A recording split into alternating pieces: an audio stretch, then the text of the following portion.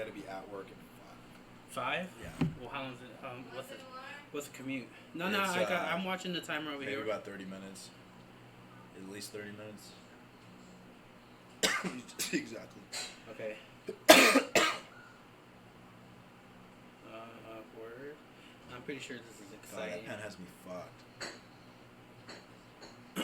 Oh yeah, that'll do it to you. Who is that guy? Who? The guy who was here? Yeah. His name's Jonathan. That's what's up. He is the guy on the couch. I let him stay on the couch. He's my my baby mama's nephew. Who? Let's take I-20 West Arlington and US 287 minutes, North yeah. Fort Worth. Okay.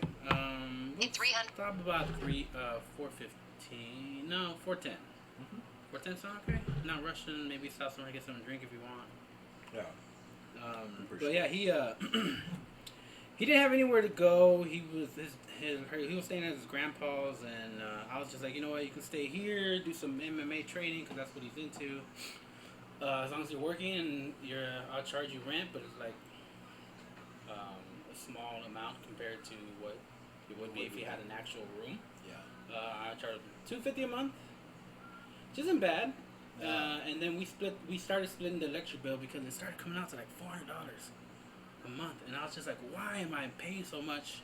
Like, I'm paying more to stay here at the house than I'm bringing in, so I had to change that. and welcome to another episode of the podcast. Absolutely. Has it started? You might get hot, man. That jacket's Yeah. thick. I feel good, dude. You feel good? I feel good. All right. Yeah. Cortez, dude, welcome back to another episode. Thank you so much for having me. And hi, everybody. I'm here with Cortez. He doesn't need no introduction, man. You've been on here 3-4 times.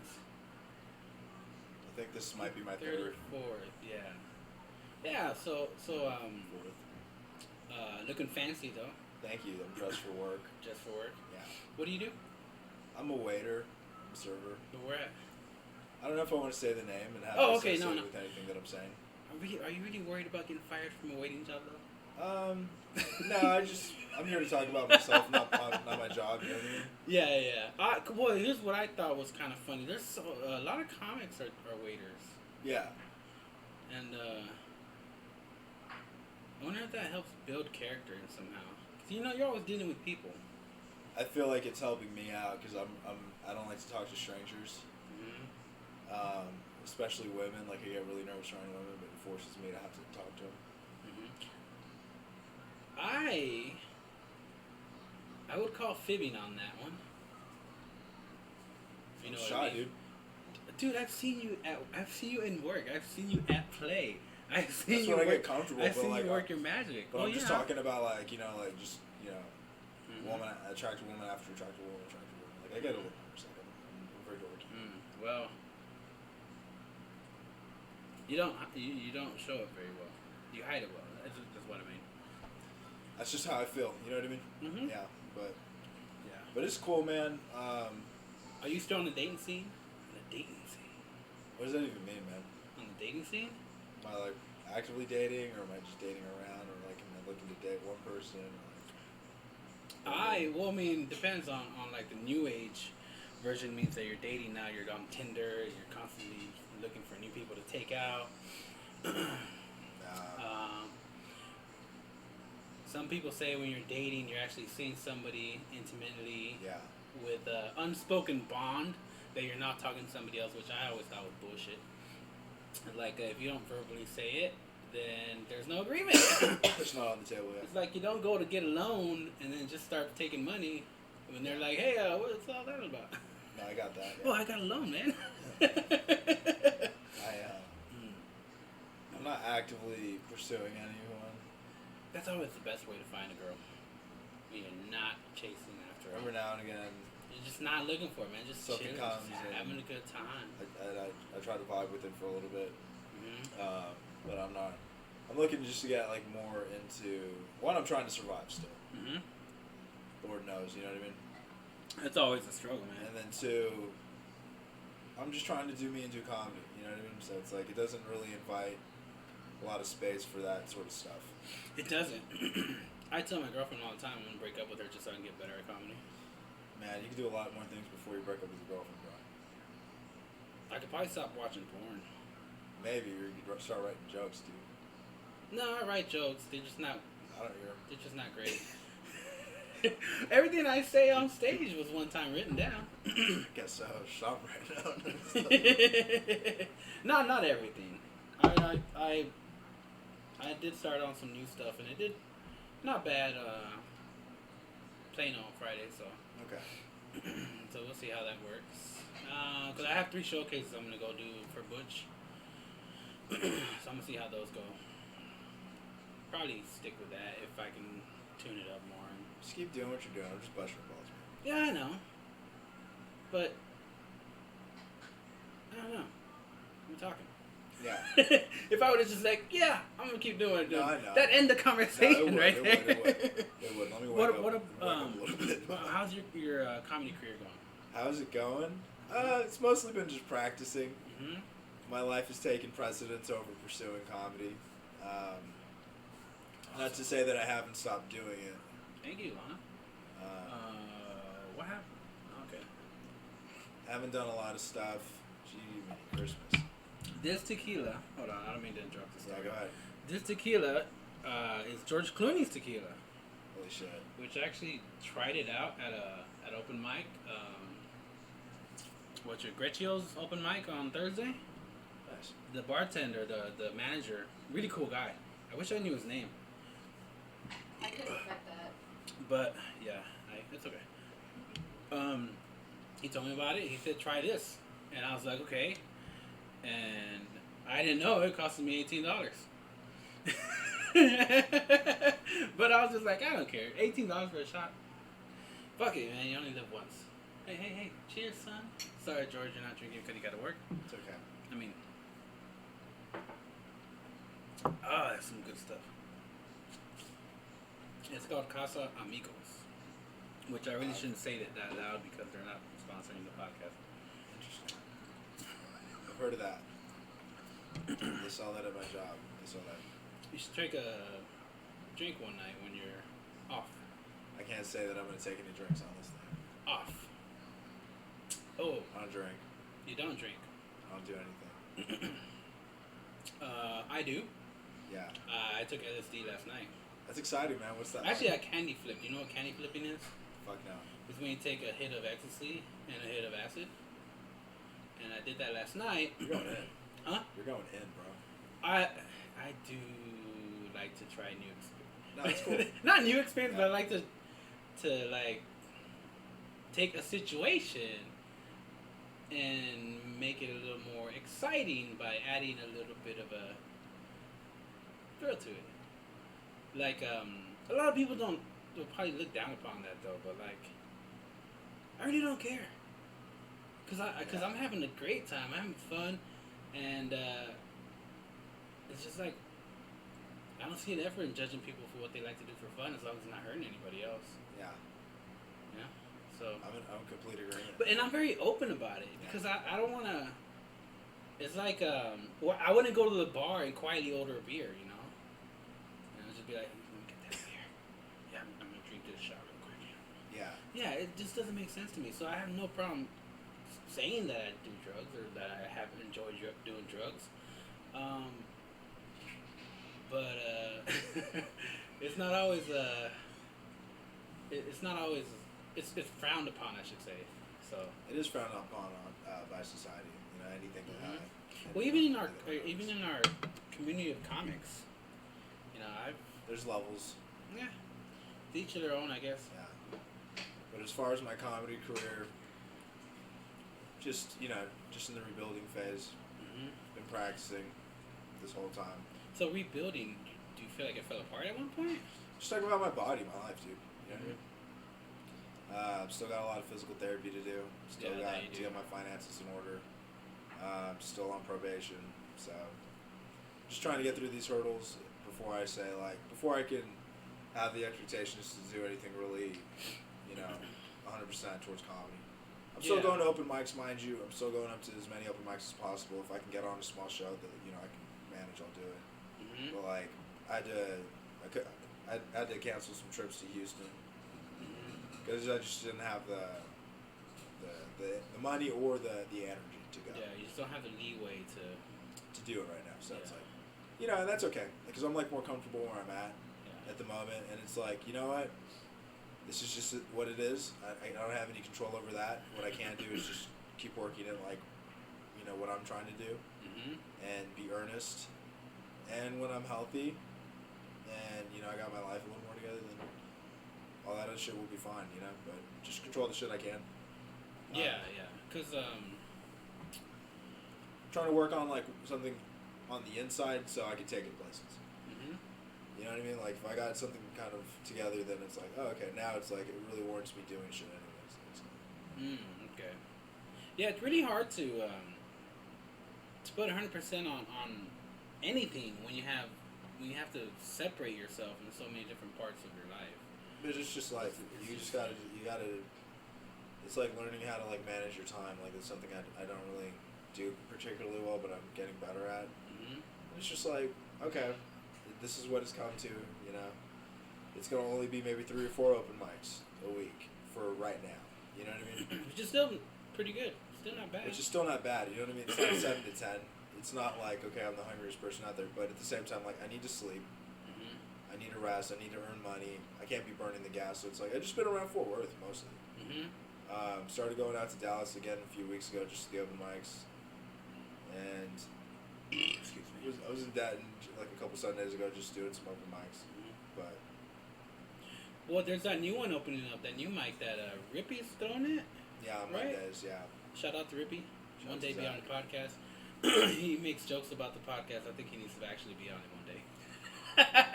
He's got a bit about it right now. I don't know how long he's gonna use it. Zach Rippy needs to wear more hats. He needs to wear more hats. Yeah. We're trying to see that. I'll save this for We're trying to see that big ass head and that receding hairline. I want to say one day as on stage that he reminds me. He looks like what a baby would look like. It was just the size of a man. Like if it was born. Like if a baby was born the size of a man, it really looked like. I feel like it looked like Rippy.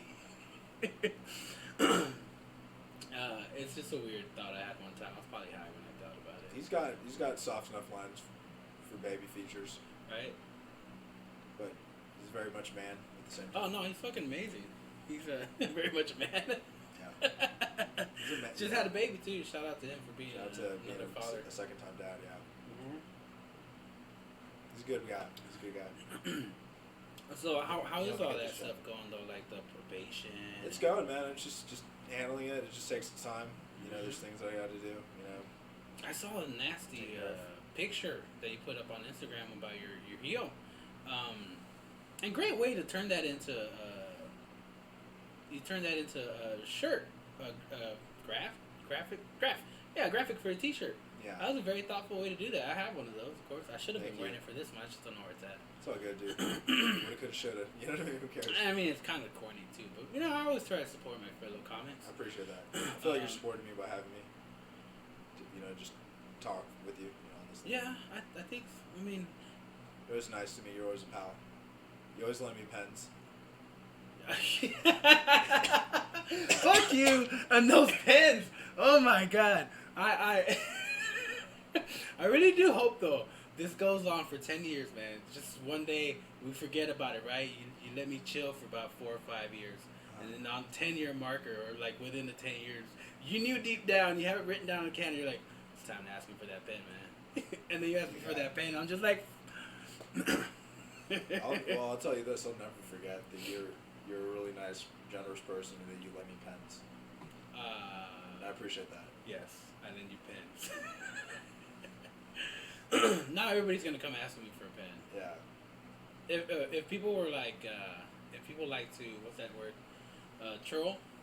Yeah, they're trolling. They'd follow up on that troll, but I mean it's a light troll. But to get more views. Gotta get more views. Let's get some more views first, people.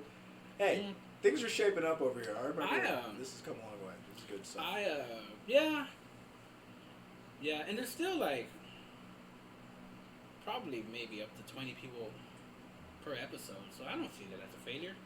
It's gotten better, dude.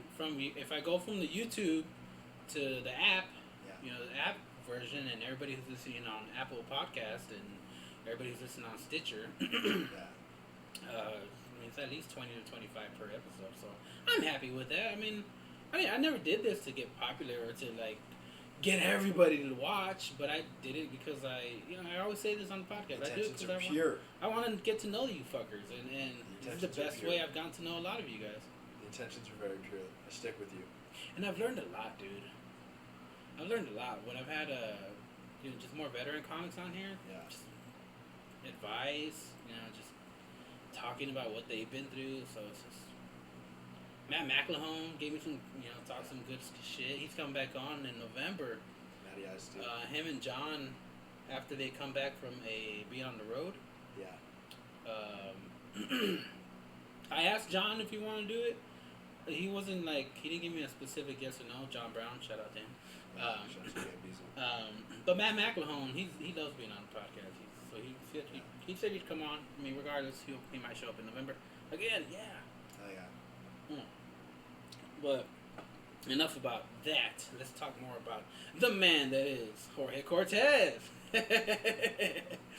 So as far as your comedy goes, have you? You're not trying to completely create new stuff, or you're just kind of going with the flow.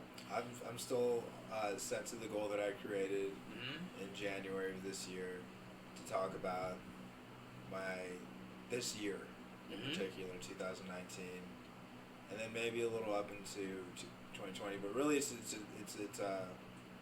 anthology of my life with this injury and just kind of how it's changing me, because I feel like it's I feel like I've changed a lot. I feel like in some areas I am the same person that I was and always will be and stuff. So it's I don't know. I'm still working towards that. Creating something called the People's Ankle. That's what the graphic on the shirt is for. It's a logo for this album I eventually want to record about the experiences that are going on in my life right now. And kind of ankle. Yeah.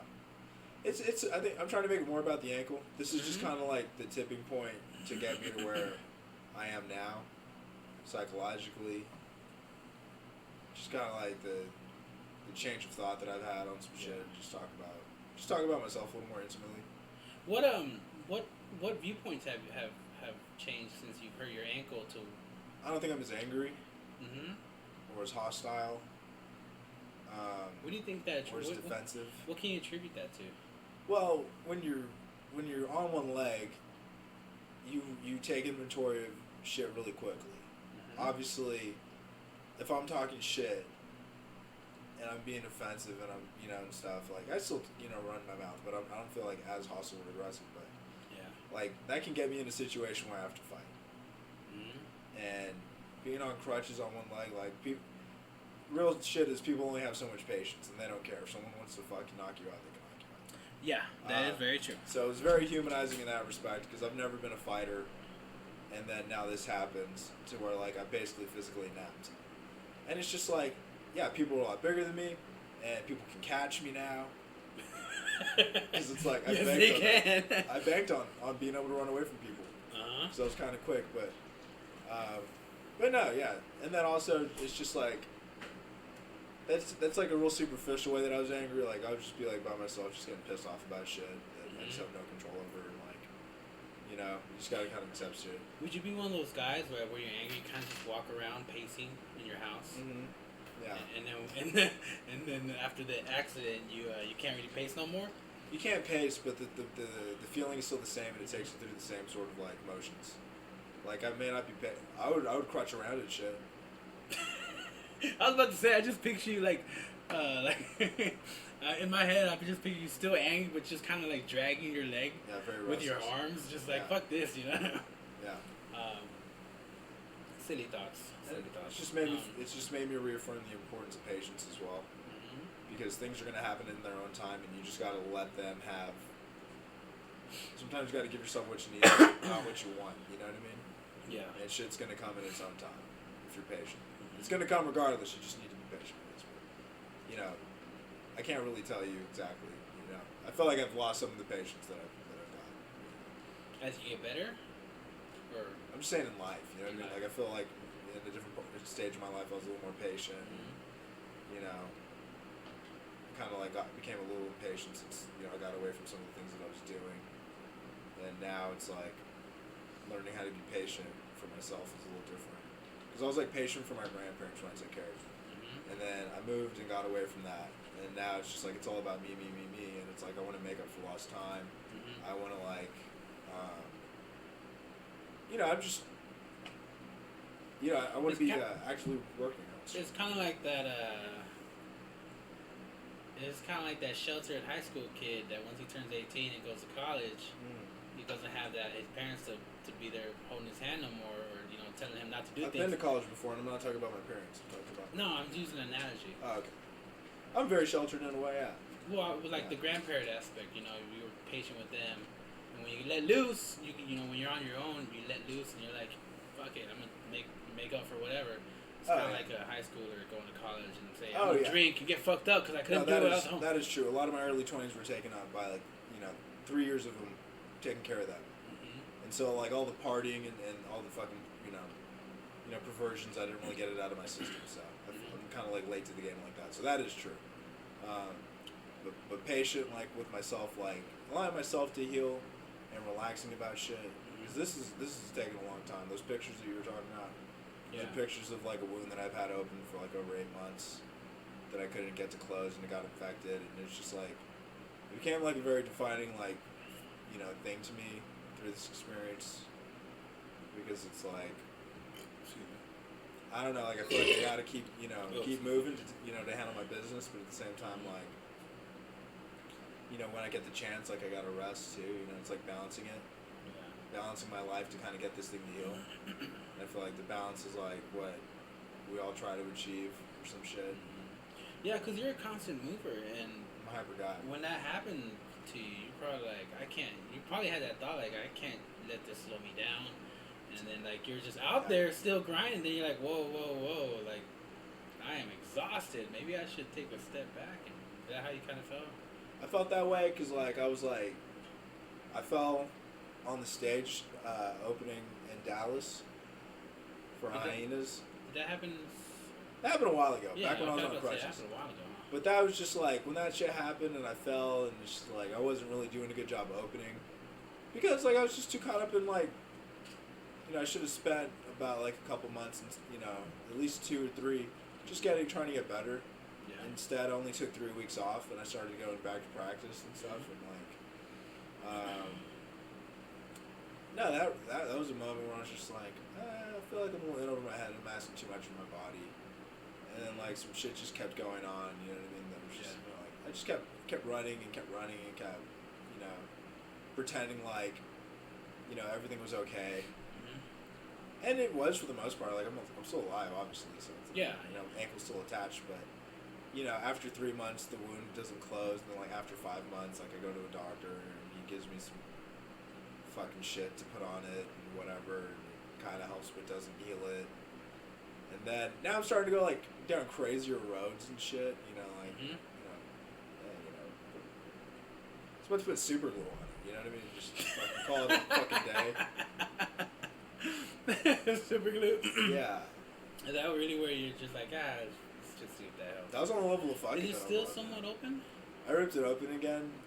What did you do? Don't tell me you're picking at the scale. No. Okay. Well, I was in the Epsom salt bath. Because I'm waiting tables, right? And it makes my legs fucking sore. I don't think you can get an open wound. Well, let me tell you. So, it makes your skin soft. And the skin is really flaky on that area. Because it's always stretching and peeling off. Yeah. Right? So, like, there's like a piece kind of flapping open, and I'm like, I'm going to take that piece off. Yeah, I was picking at it. And it fucking ripped open a little too much. But I got it under control. Okay. So it'll be fine. Do you let it breathe, right? Every so often? A couple hours throughout the day, right? Dude, holy shit. This has been like an adventure with wound care. Because like I've heard like wet healing, dry healing. What I got on it is this collagen dressing. So your skin... Well, who's telling you this? Like a wound care specialist. Okay, I finally went to one. Okay. Finally went to one. So like I was like, my anxiety was like out of control, and like I thought it was after a weekend of working or something, and I was like, oh man, my ankle's infected, because it's just like I went to sleep with it hot and I woke up with it hot, so it's like it's 5 a.m. I drove myself to the emergency room, and I'm like, like, hey, I think my ankle's infected, and I showed him, and it's gross. It's, it's like super grody looking, and they kind of look at it, and they're like, no, I don't know. Here's some antibiotics. And they sent me on my way, and it was like $800. I'm like, fuck this shit, I'm not paying this bullshit. You know what I mean? Yeah. Because I take the antibiotics, and I feel more sick. Mm-hmm. And but so you're taking them with food, though, right? I was taking them with food, dude. Okay. It's still like. Still didn't feel. No, I feel like ass, dude. It made my head hurt bad. And these big ass, like fucking horse pills that I had to take 4 of. You know what I mean? It's like each time. A day. Oh, a day. Yeah. Like I've been on a course of antibiotics before where you gotta take like 3 a day and stuff. But anyways, it just seemed like he didn't really look at it to just throw this fucking stuff at me. So.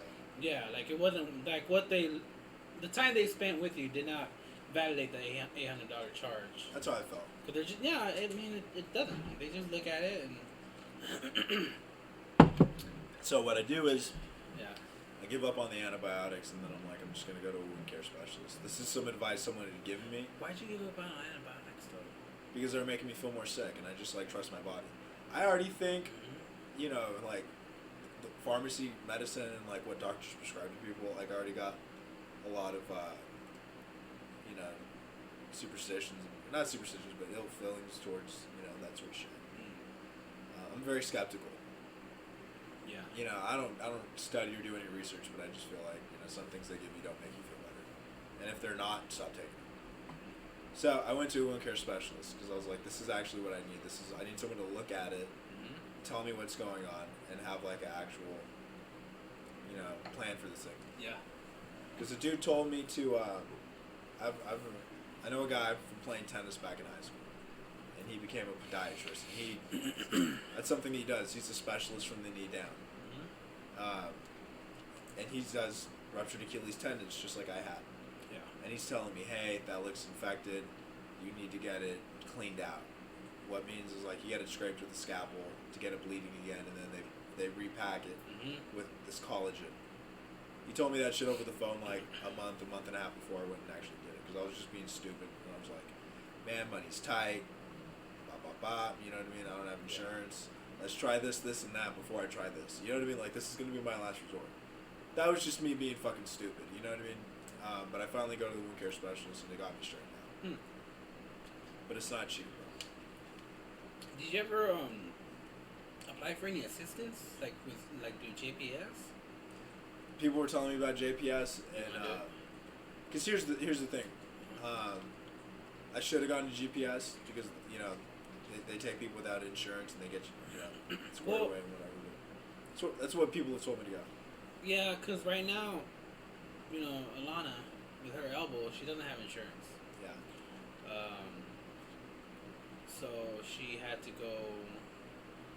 I took her to the ER. We're gonna get a bill for all that. Yeah. But she was trying to figure out what she can do, and a lot of insurance companies, you can't just call and get insurance. You have to wait for the window. They have like a window, which is January or November. The one she called was January. For me, my job is November. Okay. So like and the place told her like, well, because she has to see a specialist, and they told her, call us back to make an appointment once you get insurance, and then she's calling to places. Yeah. That won't give her insurance till January. Well, here's the thing. I heard of JPS. I've heard some horror stories. But I've also heard that they'll take anyone. Like I would say, like going to JPS for medical reasons, like for like going to the hospital if you don't have insurance. Yeah, they're gonna treat you like garbage. Because they know that none of this is probably gonna get paid, so they don't put that much effort into it. But I think like this aspect of they're trying to help her financially, so that she doesn't have to pay out the ass her own self. No, I get that, and I wish I would have gone that approach, but at the same time, my mentality was, I called JPS, I had to call this person to that person to this person to that person, and it's just like I don't have time for all that. Okay, listen to me. This shit popped. I went about a week before I got it looked at. 2 days after that, or a day after that, she's like, you need surgery. And she gave me a list. JPS wasn't happening. We called the next number on the list. And I said, let's fucking get this shit done. Because it's like, I did obviously pick the wrong approach. Because. Well, I mean, you had to get it done. So I had to get it done, but it wasn't going to be perfect or pretty. Yeah. So. Also, like going to the ER, I should have gone to the JPS. Also, like you said, though, you're still here. You're still alive. You're still doing it. I'm still alive. I'm still doing it. So, yeah. I mean, mistakes happen, and you learn from them, and you just carry forward. Still a very happy guy. Yeah, I'm getting happier. You know? Sure. That shit doesn't change who you are. Yeah. Little, what do they call it? Little stepping stone in the pathway to wherever the fuck you're going. Yeah, yeah, I'm not angry about this whole situation like I was either, going back to anger. Were you ever angry about it, though? Very. Yeah? Very. Were you kicking yourself in the ass? I was angry at myself. I was also angry at other people. But the only person that I could really blame is myself. And this whole thing was an accident. Yeah. I mean, that's the healthiest approach. Yeah. But it takes a little time. It does. It took me a little time at least to kind of get there. And I'm not going to lie to you. When I'm at work and, it's 4 hours in and, I've been on my feet, I'm in a little bit of I'm a little high strung, Mm-hmm. So I'm still dealing with it. So sometimes when people say shit to me, like, I don't always receive it the best way, but I'm conscientious of it and I'm working on it. But I am human, so I don't know what to say. Yeah. That's one of the most powerful phrases you can tell yourself, that we are just valuable human beings. We can make mistakes, and that's just how it is. Nobody's fucking perfect. Yeah. Nobody's fucking perfect. Even the great president that we have that says his phone call was perfect. You know anything about that? I don't pay attention to Donald Trump. He's a racist. Fuck Donald Trump. Fuck ICE. Fuck Donald Trump. Fuck ICE. I listen to it because I like the comedy parts where they make fun of it. It's really politics. I like where they make fun of politics. I think it's funny too, but I don't think it's funny when they joke about it and they don't do shit when people are like really fucking. Granted, I'm not doing shit myself, but. Mm-hmm. What do you mean though? Like, give an example. You mean like let's just say those camps that they were doing with the kids and separating them and putting them in a kennel. Mm-hmm. That's pretty much what it was. They're like big kennels. Yeah. And I mean, everybody was talking about it, and then all of a sudden it disappeared after a week of it, and they're still there. Nothing's changed. They're still kids separated from their parents, wrapped up in aluminum foil, which I always thought was kind of weird. The shock blankets. Yeah, they're putting them in. I mean. Whatever. They look like tacos at a taco stand, just wrapped up in, just wrapped up in the foil blankets. The kids. I'm sorry, I don't know. Is that racist? Well, I'm Mexican. Who gives a shit? It's not that it's. Yeah, it's like it's a. I get the humor, like the innate humor in it, but at the same time, it's like. What? They're kids. They're innocent children, bro. Oh, yeah. It's like this is fucking. Mm-hmm. It's not okay. It's not okay to do that to them. It's not okay to do that to people, man. No, especially in the civilized world that we expect to. We don't live in a civilized world. I know that. Well, we act like we are.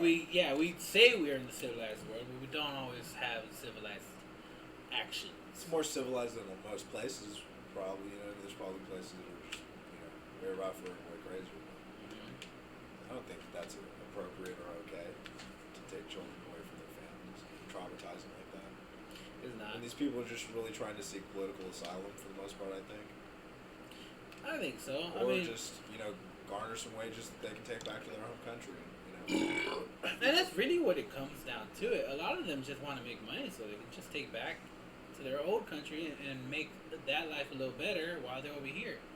I don't know why they don't try making a program to where they can work here, send the money that they make over there, better that area so they can eventually go back. Like maybe like a 10-year program. You work here for the United States and you help us out, we'll give you money, and within 10 years you should have, let's just say they do the numbers, right? Like we estimated by what we're giving you, offering you should have enough to where you can go back to your country in 10 years and live pretty comfortable for quite some time. And then we can do it again like another 10, 15 years if we need to. No? I'm not well versed on any of the policies. So I definitely don't think I should make suggestions towards them. I just think that we should treat people like human beings. Well, yeah. Well, We should start there. yeah. You know? Inequality. There are people that are smarter than me and, know more about what's going on than me, but I think we should treat people like human beings. Yeah. Speaking of from where you're from, Puerto Rico, when was the last time you went over there? Not from Puerto Rico, I'm just Puerto Rican. From El Paso, man. I'm half Mexican, half Puerto Rican. From Puerto Rico. Oh, my mistake. Do you have family there now? Mm-hmm. Did you ever go visit them? No. I've been No? one time. I went one time when I was 3. Uh-huh. And I had a traumatic experience. My leg got bit by a ton of mosquitoes and You swole remember up. that when you were 3? I don't remember that. That's just what they told me. Oh, I had to okay. go to a doctor or some shit, and it was weird. Your And it's own- funny that the same leg I ruptured the Achilles tendon. Your own idol rejected you in a way. Kind of. I mean, when my mom would go, dude, Yeah. she would always break out in hives and all sorts of shit. Mm-hmm. It's real as, the climate's a lot different than where I'm from, bro. Yeah. I would think it's, of course, going to be more humid because you're surrounded by water.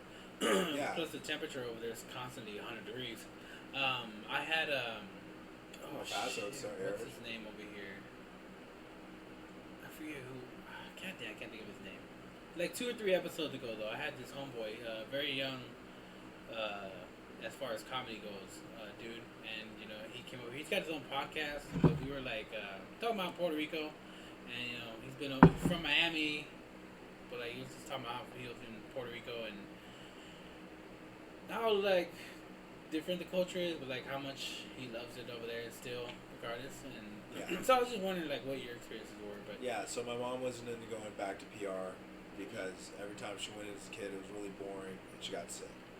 So my grandpa always had a standing invitation to take us to Puerto Rico. But my mom's like, I don't want to go to Puerto Rico, but you can go with Grandpa. And our grandpa, we love him, R.I.P., but was mad boring. And it was just, he was on 2 things, baseball and gambling, bro. He liked to play cards. That's all you need to know. And he liked gambling. baseball, bro. So it's just like, he was always going to fucking get his card game in and watch some baseball, and then you just had to go with him. And so, like, if you're not into it, yeah, then you're fucking bored as fuck, and that's the shit I'm on. You know what I mean? Like, yeah. And then it started to change as I got older in my 20s. But then he got, much older. My grandmother was just like, much when her condition was worse. So it's just like she had dementia for over 13 years. But the point I'm trying to make is we didn't want to go to Puerto Rico because our grandpa was boring, and then. When it got to the point where we're older, you know what I mean? He was just too, he wasn't very strong himself, and then, our grandma, too, so. But I'd like to go. Man. I'd like to get... Just go on vacation, maybe? Yeah, I'd like to get reacquainted with some family that I have there. I'd like to go with someone else. Maybe my aunt or some shit. You don't need a passport to go there, do you? I don't know. Traveling's not really on like the forefront of my mind because I still got to get off probation. Yeah. Because I have to like. I was just wondering.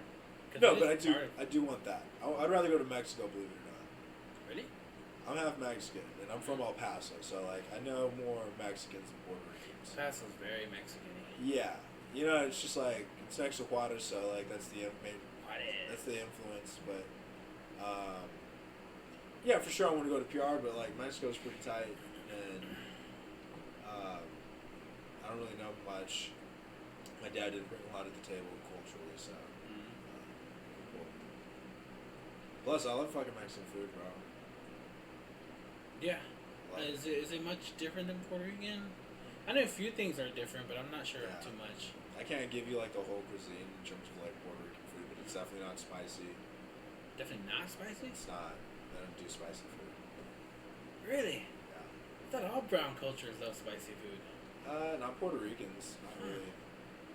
Well, that might be true because Salvadorians have those tamales, and they're like sugar tamales, which I always thought tasted really weird. Yeah, Puerto Ricans have a similar thing to a tamale. It's called a pastel. Uh-huh. Pastel. Yeah. And it's made with like. Yeah, that means cake, right? No. In Mexico. Yeah, pastelas, yeah, it would be cake, but like a Puerto Rican pastel, it's like this fucking thing in a banana leaf. It's like a tamale in a banana leaf, and then it's like plantains. So, a lot of plantains in that culture. Other vegetables like fucking yuca and sometimes pumpkins. Which one's yuca? It's this tree branch looking vegetable. Tree branch? It looks like a tree branch, bro, for sure. And sounds hilarious. It's a root vegetable, and it's hard as a fucking rock. Like, you could beat someone to death with the yucca, probably. It's like a club. Sometimes, like, you can find it big enough. Like, I went to Florida with it one time, and I saw those were, like, the biggest yuccas I've seen in my life. It's, like, closer to that. I'm gonna have to look look that up, see what it is in yucca. It's good. It's good. I don't know how to do a lot of shit with it, but... You know, people mostly fry it, or they'll put it in some sort of soup. So here, so like back to the comedy thing. Yeah. So you just don't want to do too many shows right now, or just try to do whatever's local? My whole thing is like, let's get the hole in my ankle closed first. Before anything, sleep, eat. Okay, now you're strong enough.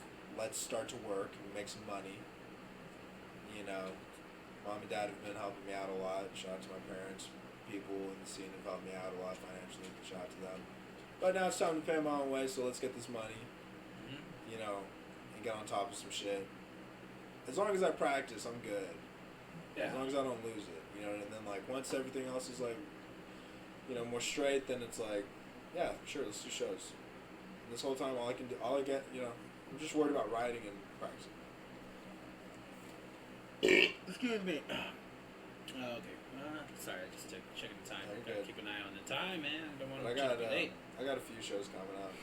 Yeah, what you doing? I'm doing some shit with Zachariah Simmons or something. Oh, Zachariah Simmons? Yeah. Simmons is, what's her name? Joanna. Joanna. Yeah. He's a nice guy. He put me on a show with some cool people. I don't know if I should say their names because, you know, I don't know if they want to be affiliated with me or if they want it to be known that they're on the show. So I'm just not gonna say. Oh, that's fine. Yeah. You know the same. And it's not. It's just. It's more like, you know how fucking if someone finds out you're doing this or that, type shit. Yeah. So I don't want to put anyone on like that. That's fine. And then I'm doing something. I don't remember. But check my Instagram. You'll fucking find it. You know what I mean? You'll find it. Check what is it? What's your Instagram hold? It's Jorge_Cortez 91. That's JORGE_Cortez CORTEZ 91. 91. Yeah. Is that your year? You're born? Cool. Yeah. I see a lot of that. Yeah. I never put 83 or 84 on mine. I don't know why I have it, but that's what I did when I had it, and now it should stay that way. Cause I'm like, I don't feel like changing it. Yeah.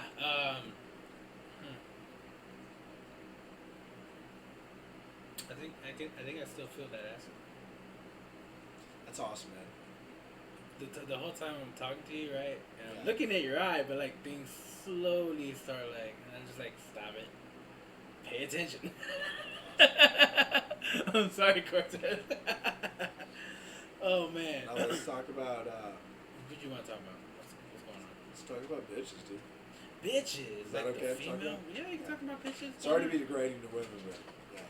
Well, I say it affectionately. I know it's a poor thing to call a woman. You know, here's a thing I noticed with my girlfriend about the word bitches.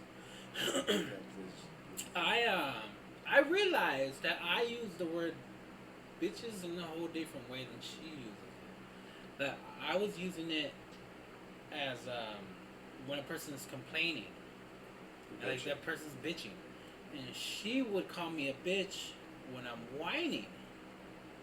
Like if I'm whining about something. Yeah. You know, not really complaining, because there's a slight difference between complaining. I feel like the semantics and those are the same things.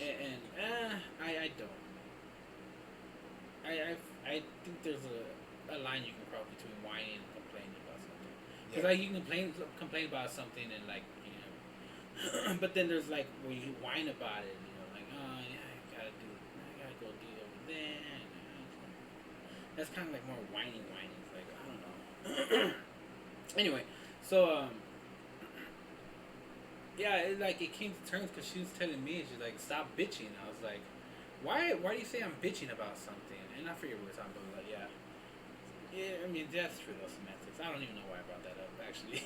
I don't know. What about bitches, though? Like, man, you trying to go out and... Man. I'm trying to, like, get more control of myself. Yeah? Yeah.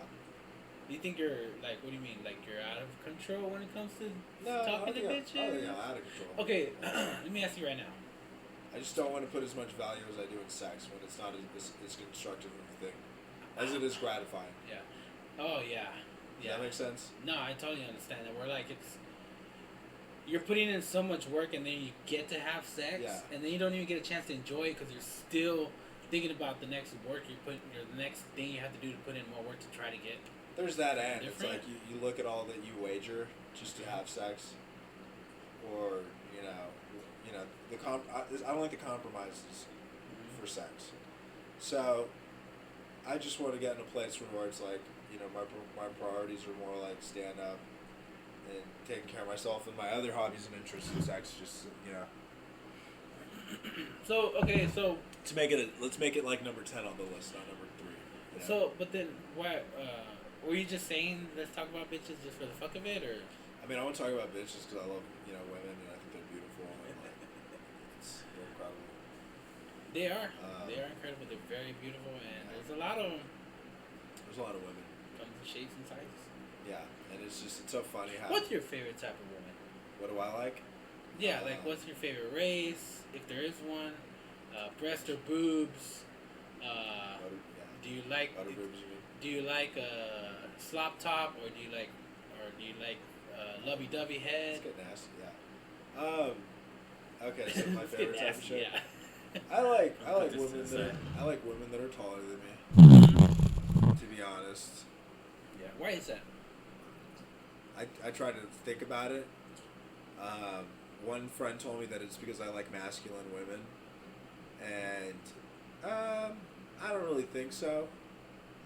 I don't think so either. I like taller women. Like, I grew up swimming as a kid, like, doing swim team and stuff. And it's a sport, that leans towards being an advantage. Mm-hmm. So tall, lanky. So you see it as like a physical attribute to where, like, in your eyes, they're maybe more healthier? Not healthier, no. I just like long limbs. And it's just like that was like some of the first shit I saw as a kid. It was like like the lifeguards. Yeah. And I was like a little kid. I was like 3 or 4 when I started swimming. So it's just that's gonna be my next thing. Is it the legs, the long legs? The long legs. But I love most body types. I like I don't really like very petite women. But I do think I find a lot of different women attractive. And just because a woman is petite doesn't mean I don't find her attractive. It's just. And that's another thing. I'm trying to get more into like, what's their mind like, who they are, rather than like, oh, this meets my like, what I deem my criteria. Yeah, what I deem physically attractive, or what I think is most like optimally attractive. There's a word for that. I think it's called sapiosexual, right? Yeah. Is it sapiosexual or? There's probably many. Or pansexual, but I don't think you. Pansexual is more like you can fall in love with a person's mind regardless of their gender, which I don't think you fall into that. I don't think you can fall in love with a guy, even though he was like the coolest guy ever. Yeah, I don't think you can fall into a sexual relationship. I'm not interested in men physically. Mm-hmm. I have a lot of male friends and a lot of guys that I consider like brothers and stuff, and like that I feel like mentor me and that I do love, but I don't think I'm very physically attracted to men. I can recognize when someone's like an attractive person. But I've had plenty of opportunities to get my dick sucked by guys. Oh yeah, you've talked about it on suck a guy's dick. You've talked about it on stage. You know what I mean? Hook up with guys, make money out with offers. them. Yeah, so it's like for me, it's like I'm good. Mm-hmm. But yeah, Sapio. I don't know. I just said that. I'm assuming that's what I was describing. Yeah, so you're trying to be more like that to where you can. I want to connect with them as a person more, rather than just feel like, oh man, I'm really drawn to you sexually. Yeah. Because it's just, there's so many things that happen as a byproduct of sex that you never really, you're not thinking about that when you're thinking about, oh man, I really want to bust a nut. You know what I mean? It's very short-sighted. Yeah, it is very short-sighted. But the consequences are so long-lasting, depending on what happens. So, and it can honestly be a pretty big distraction for me. And it's like, I feel like it shapes my psyche of who I am. Like, I'm pretty hypersexual, but at the same time, like, I need to get things done. I don't care as much anymore. Like, dude, like, when you're trying to holler at bitches on, like, fucking crutches, and she's like, let's go up the block, like, you're not walking, you're crutching up the block. And it's not like, they're thinking like, oh, it's just up the block, but you're thinking like, damn, that's like 70, 80, 90, maybe even 100, like, fucking steps with these crutches, you know what I mean? Like, I've been on this leg all day, and she's alright looking, but she's not really trying to talk to me. She's just like, she's cute, and yeah, I guess, it'd be fun and stuff, but like, it's weird. You know what I mean? Is it hard for you to find women who you can be like, hey, do you want to meet here? We'll sit down and talk. I don't think it's hard at all. And then it's just not it's not been my agenda. It's not the women's fault. It's like, I overvalue sex. You know what I mean? And I'm trying to, get that more in check. Do you ever find yourself like seeing someone and be like, God, that person's pretty hot, and then like, kind of like telling yourself, let me get to know this person because they're not just something to be attracted to your eyes. Because I've done that before. Where like I'll meet somebody and they're like pretty hot, but then I'm like, you know what? This is a person. It's not just something pleasing to see. Get to know this person and see them more as a human than something pleasurable.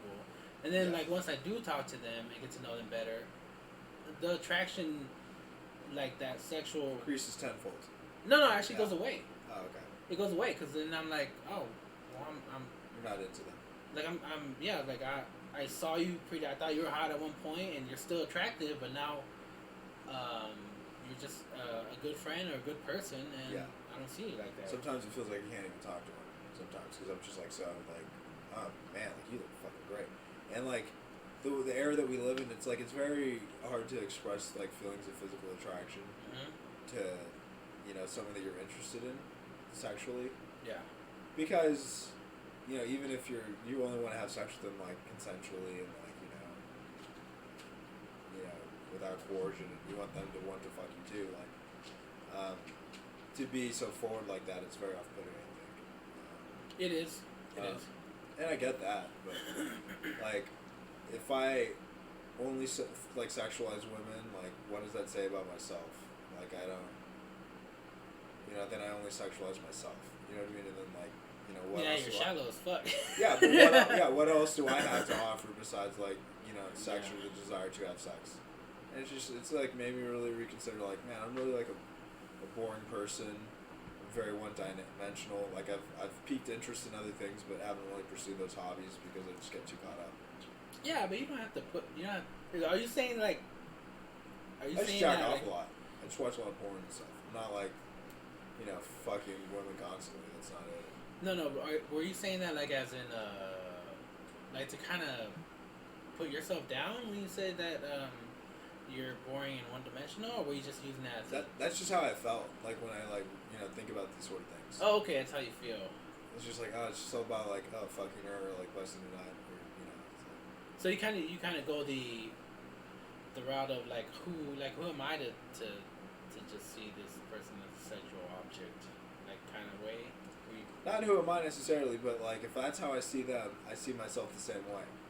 Because if I only sexualize women, then I'm only asexual. Then I'm only sexually natured. That's all I think about is sex. And that makes you feel like shit. Well, it's like, what else can I do? You know what I mean? Like, I have a penis, so what? You know what I mean? It's not the biggest dick. It doesn't fucking, it's not going to pay your bills. He lies. I've seen it. It's 10 inches.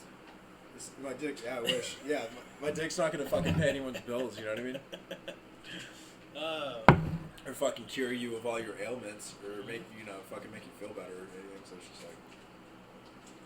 What do I have to offer? You know, am I? What do you mean? What do you have? You have a lot to offer. I don't think you should put yourself down so much though when you're talking about.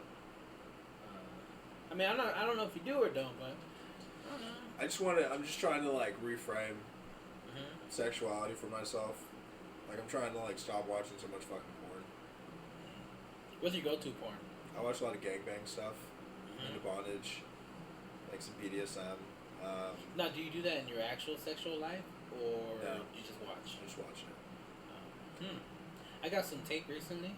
Yeah. It's like duct tape, but it's like it sticks to itself, but doesn't stick to the hand. So it's like it's for bondage. So it's kind of cool. I haven't had a chance to try it out yet, but I will sooner or later. Yeah. It sounds fun. I'd be into it. I think it's a little nuanced, and then you have to have stuff sometimes.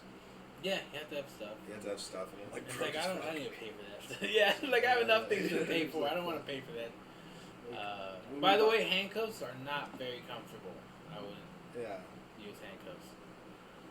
And that's just what I like to watch. And it's not so much like it's more than just like someone being tied up. It's like the way that they're being talked to and treated and displayed. It's like the theatrical way. It's the theatrics of it that I'm like, but yeah, everything that I watch is like it's very aggressive and like very, sexually charged, and it just kind of like it kind of put me like on a one-track mind, like every bitch needs to be slayed. You know what I mean? That type of shit. Oh man. Like I would like to have sex with as many women. I don't disagree with that.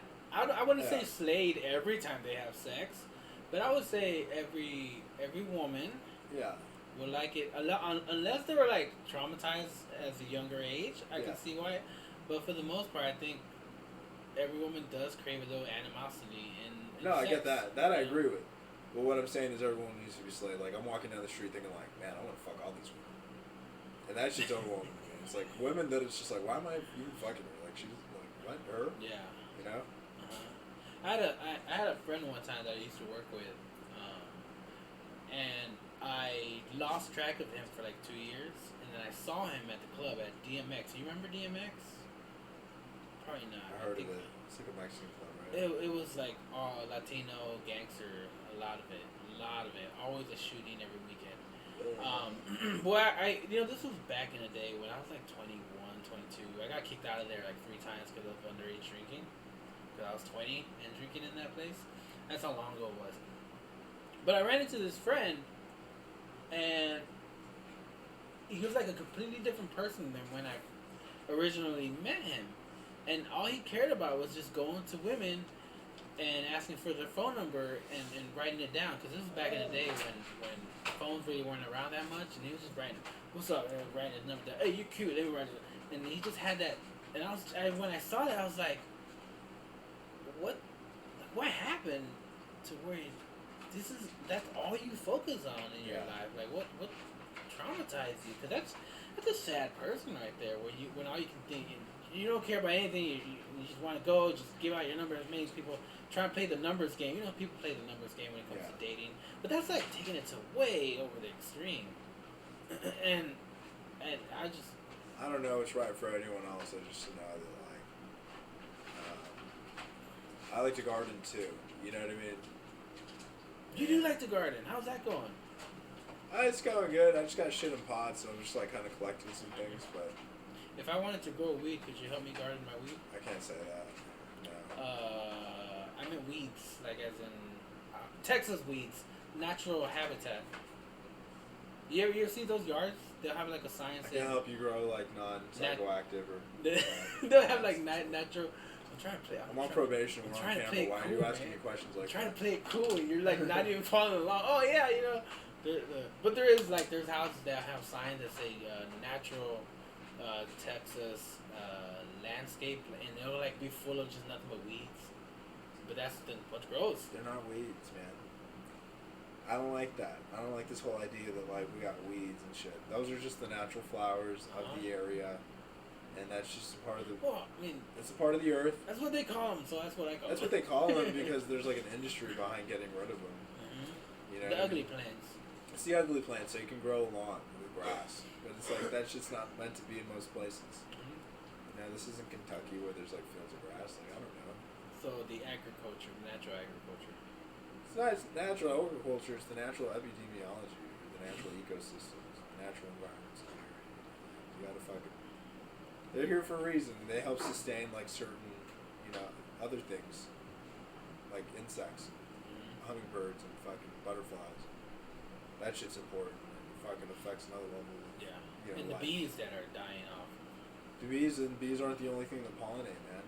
Mm-hmm. No, they're not, but they are dying off. They're dying. They're dying off. It's important to try to do what you can against them. Yeah, I mean, even if, like, I know they're not the only things that pollinate, but like, even if they were to die off, it'd still be pretty sad. No more bees. It'd be more than sad. It would be devastating to the environment, and it has real implications. Huh. That people choose to ignore, or they choose to not accept, but scientifically proven, bees are important. You see how Japan has made little robot bees? I haven't seen that, dude. Yeah, Japan's making little robot bees. I think it's Japan or China. They're making little robot bees that are meant to like go from plant to plant to help pollinate. To replace bees. Because they're like, we have to figure out a way. They're like, in case it happens. That's just weird. I get the weird thought that like, oh, instead of trying to save the bees, we're just gonna figure out how to replace them. They've accepted the reality of the situation that the bees are just gonna die off because it's like we've known that we're having problems a long time ago. Mm-hmm. Like global warming's been, we've known of it since the '80s, but there's people now that still deny it and stuff, and that's part of, that's like one of the casualties of global warming, I guess, is bees dying. I think, and a lot of people have made, speaking of the global warming thing, have made arguments that saying that that it happens to the world anyway, but the difference is we're making it happen so quickly that nature's not able to naturally go with the flow. Like it's happening too rapid. Yeah. I was talking to somebody about how Antarctica, how it's melting, and there's like bacteria in the ice that's never been discovered, and it's starting to they're finding it because it's melting. Because it's melting, and it's not good bacteria either. It's like the eat your fucking flesh off your bone type of bacteria. So that's kind of scary right there. Shit's getting kind of real. It's gotten real, man. I feel like a lot of the extreme weather, who knows what the source of it is exactly, but I definitely think fracking causes earthquakes. Oh, for sure. Yeah, fracking causes earthquakes. So it's for sure. It's not good. When he started fracking here, there was never any earthquakes before. Yeah. I don't remember any. And then all of a sudden, like, there was one a couple years ago. Maybe not even that. And, yeah. No. Mother Earth is like a vagina. Coincidence. It's a self-heal. It's a self-cleaning up. You don't need to do anything to it. Just live on it and, pay respects to it. But. And we're over here trying to do shit. No, we've been... It's just going to be unhealthy. We've been mining... the fucking earth for centuries. We fucking take the oil from it. We fucking cut the trees down. Have you seen the Lorax? Yeah. You read the book Lorax? Yeah. It's basically just kind of predicts like the life that we've been living. It's a fucking children's book. It's a concept that a child can understand, but we choose to ignore it because they make money off of it. It's all about money, man. It's all about money. Which comes down to, but how much? Here's the thing: how much more money do you need? That's the thing. There's no limit. They want as much money as they can get. Yeah, because they already got themselves taken care of. It's just I don't know. But greed's always the downfall to all humans. So they'll get theirs. Everybody dies, and everything gets left behind when you die. I know you have to go soon. Is there anything you wanted to?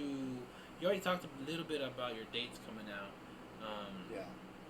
Just follow me on Instagram. For sure. And I put my stuff up there. Thanks for having me. Oh, no problem, dude. I'm always down to have you on here. I know you are. But thanks for figuring it out schedule wise because I know I'm flaky. But it's I think that. It's fun. It's fun to be here, and I look forward to coming on again. But, you know, I need to have you and Philip on at the same time so we can talk about just the couple bits I saw you guys do together that was pretty funny, and I just feel you guys are good friends and you can interact really well. So why not have the both of you guys on at one time? Yeah. Did you see Philip when he came on with a dress? When? Like 3 weeks ago, 4 weeks ago, he came on to the podcast. I don't remember why he said that he was gonna come on with a dress, but he had to show up and he wore the dress the whole time. And I actually have it over there. I'm gonna pin it up to the wall. Phil's fucking hilarious, dude. He's out of control sometimes. He is, man. He's so hilarious. Good guy, man. He's really gonna fucking keep going if he make it somewhere. He's super funny. He's very talented, but he's so silly.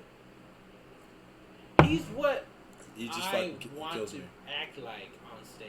Like how free he is with his personality. Okay. Is how I see myself when I want to go on stage. Yeah.